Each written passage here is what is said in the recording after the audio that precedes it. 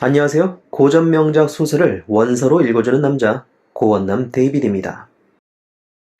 빅터는 본격적으로 초과학적인 분야의 밤낮으로 몰두하게 되는데요. 어느덧 물체의 생명을 불어넣을 수 있는 실험에 성공하게 되고 엄청난 희열을 느낍니다. 그와 함께 밀려오는 죄책감에 밤잠을 설치기도 합니다. 작가는 빅터의 눈물겨운 열정, 실패와 좌절, 마침내 성공에 이르렀으나 밀려오는 죄책감에 괴로워하는 이 모든 감정들을 아주 생생하게 묘사하고 있는데요. 집중해서 들어보시기 바랍니다.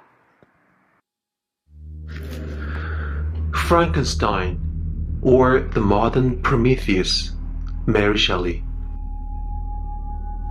Chapter 4. From this day, natural philosophy, and particularly chemistry, in the most comprehensive sense of the term, became nearly my sole occupation. I read with ardor those works so full of genius and discrimination, which modern inquirers have written on these subjects. I attended the lectures and cultivated the acquaintance of the men of science of the university, and I found even in Mr. Krempe a great deal of sound sense and real information combined. It is true, with a repulsive physiognomy and manners, but not on that account the less valuable. Mr. Waldman I found a true friend. His gentleness was never tinged by dogmatism, and his instructions were given with an air of frankness and good nature that banished every idea of pedantry.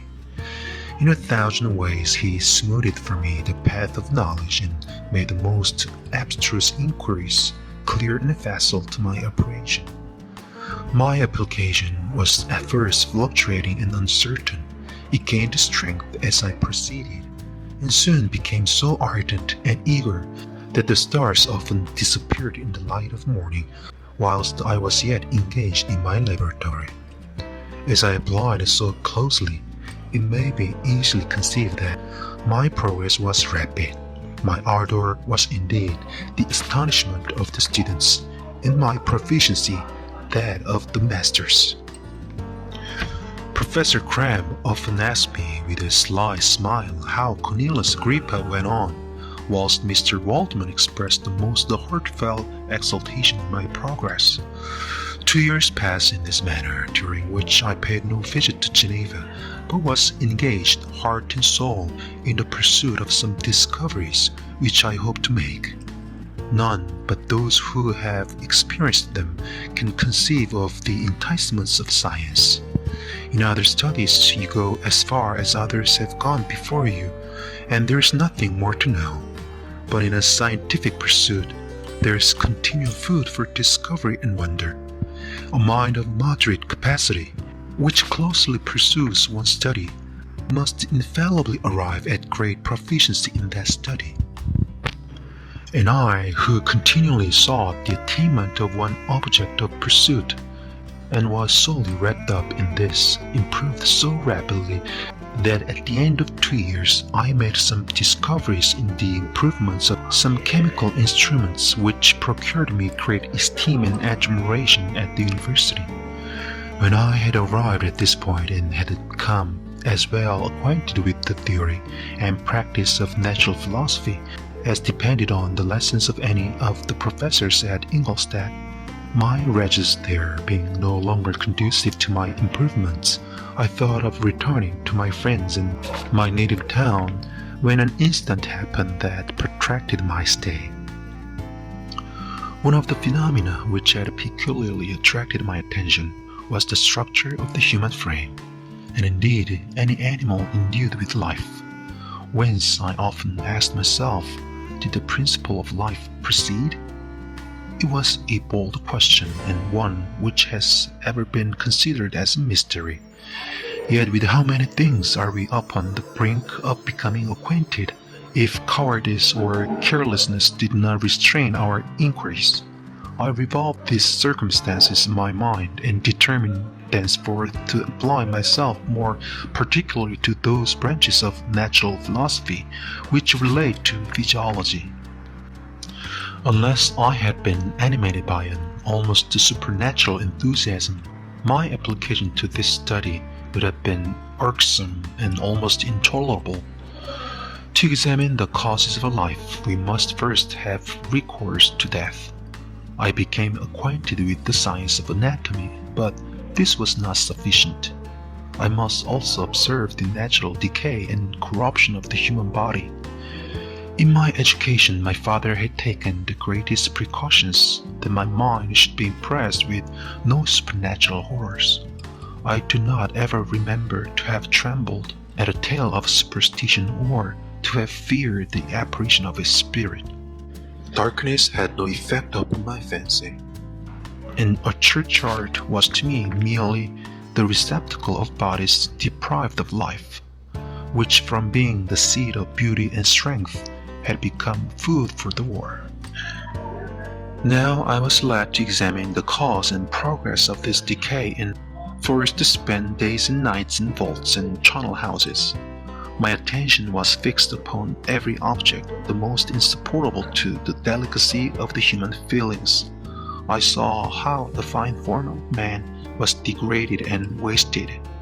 I beheld the corruption of death succeed to the blooming cheek of life. I saw how the worm inherited the wonders of eye and brain.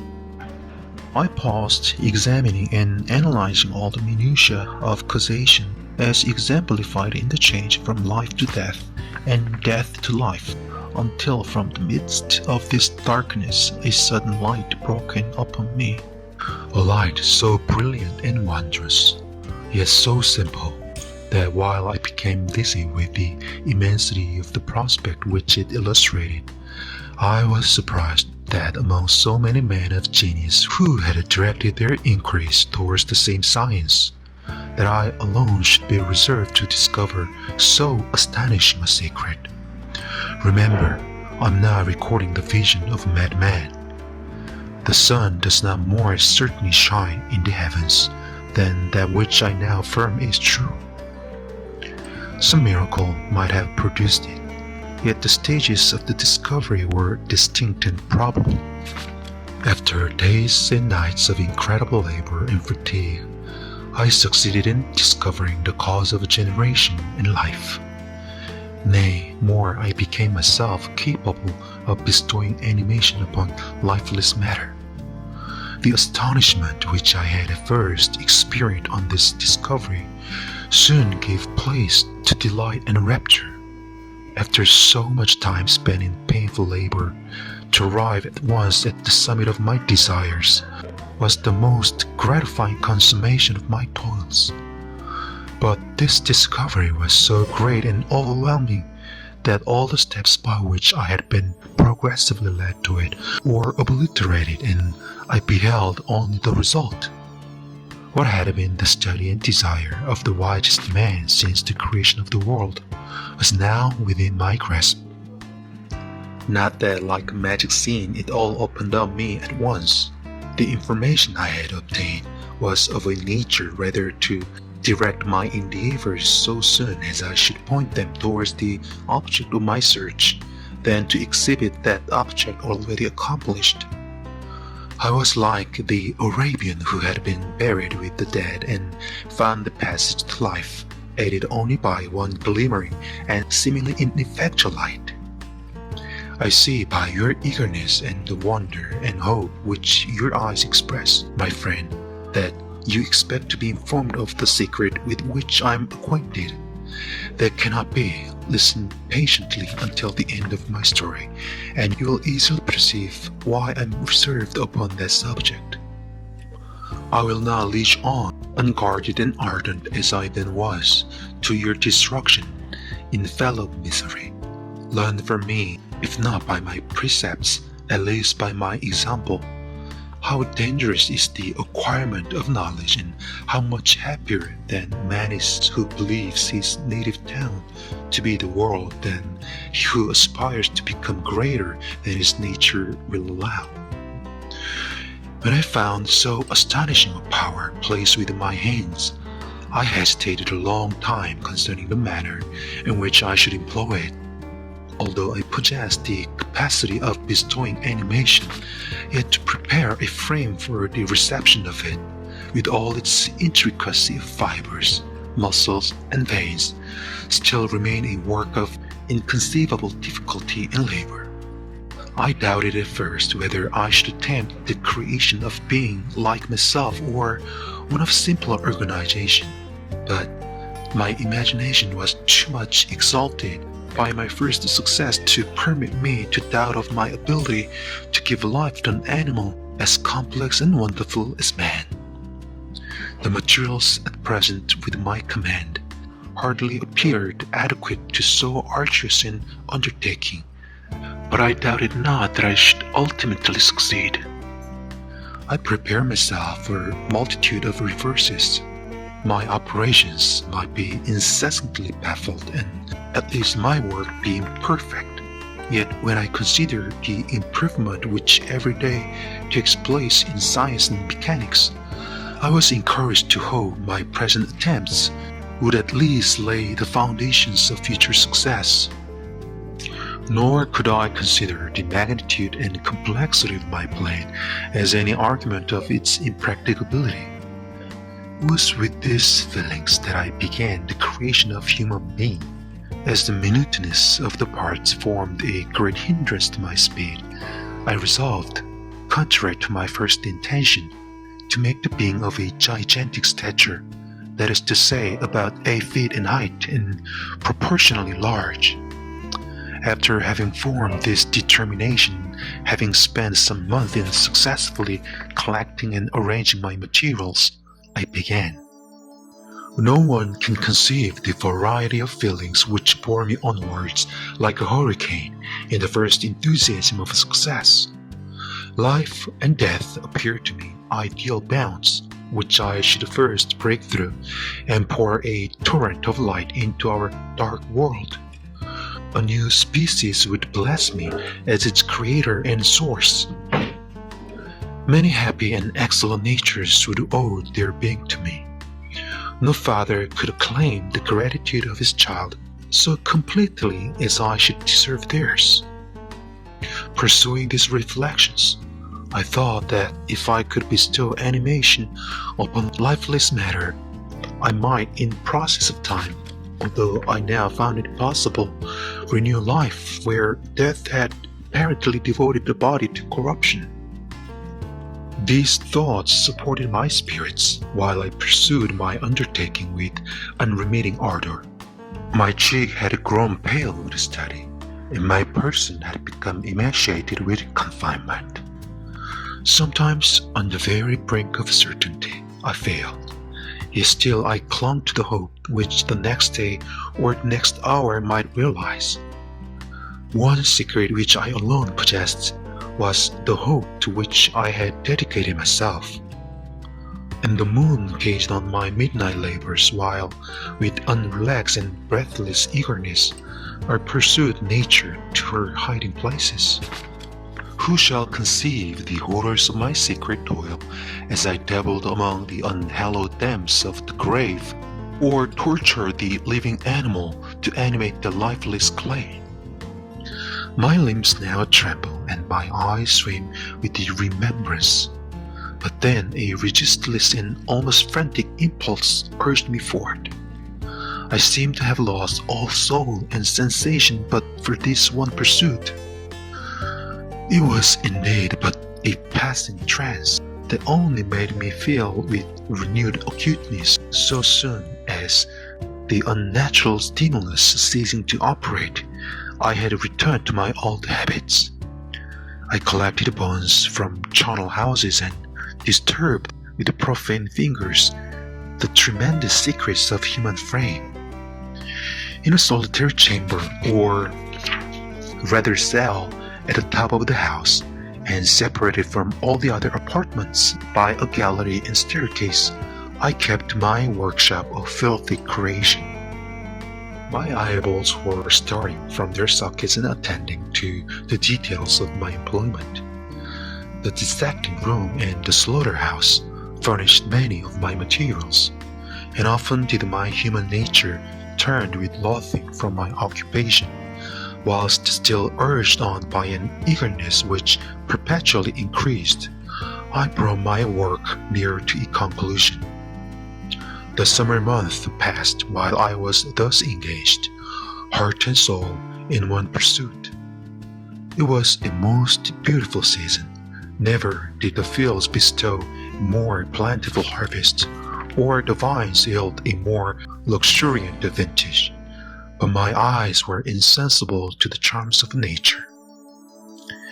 And the same feelings which made me neglect the scenes around me caused me also to forget those friends who were so many miles absent, and whom I had not seen for so long a time. I knew my silence disquieted them, and I well remembered the words of my father. I know that while you are pleased with yourself, you will think of us with affection, and we shall hear regularly from you. You must pardon me if I regard any interruption in your correspondence as a proof that your other duties are equally neglected. I knew well, therefore, what would be my father's feelings, but I could not tear my thoughts from my employment, loathsome in itself, but which had taken an irresistible hold of my imagination. I wished, as it were, to procrastinate all that related to my feelings of affection until the great object, which swallowed up every habit of my nature, should be completed. I then thought that my father would be unjust if he ascribed my neglect to vice or faultiness on my part, but am now convinced that he was justified in conceiving that I should not be altogether free from blame.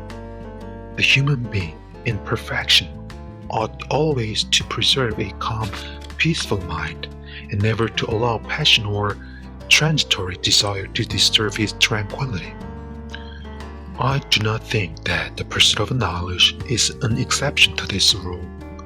If the study to which you apply yourself has a tendency to weaken your affections and to destroy your taste for those simple pleasures in which no alloy can possibly mix, then that study is certainly unlawful, that is to say, not befitting the human mind. If this rule were always observed, if no man allowed any pursuit whatsoever to interfere with the tranquillity of his domestic affections, Greece had not been enslaved, Caesar would have spared his country, America would have been discovered more gradually, and the empires Mexico and Peru had not been destroyed. But I forget that I am moralizing in the most interesting part of my tale, and your looks remind me to proceed. My father made no reproach in his letters and only took notice of my silence by inquiring into my occupations more particular than before. Winter, spring, summer passed away during my labors, but I did not watch the blossom or the expanding leaves, sights which before always eluded me supreme delight. So deeply was I engrossed in my occupation. The leaves of that year had withered before my work drew near to a close, and now every day showed me more plainly how well I had succeeded. My enthusiasm was checked by my anxiety, and I appeared rather like one doomed by slavery to toil in the mines, or any other unwholesome trade than an artist occupied by his favorite employment. Every night I was oppressed by a slow fever, and I became nervous to a most painful degree. The fall of a leaf startled me, and I shunned my fellow creatures as if I had been guilty of a crime. Sometimes I grew alarmed at the wreck I perceived that I had become. The energy of my purpose alone sustained me. My labors would soon end, and I believed that exercise and amusement would then drive away incipient disease. And I promised myself both of these when my creation should be complete.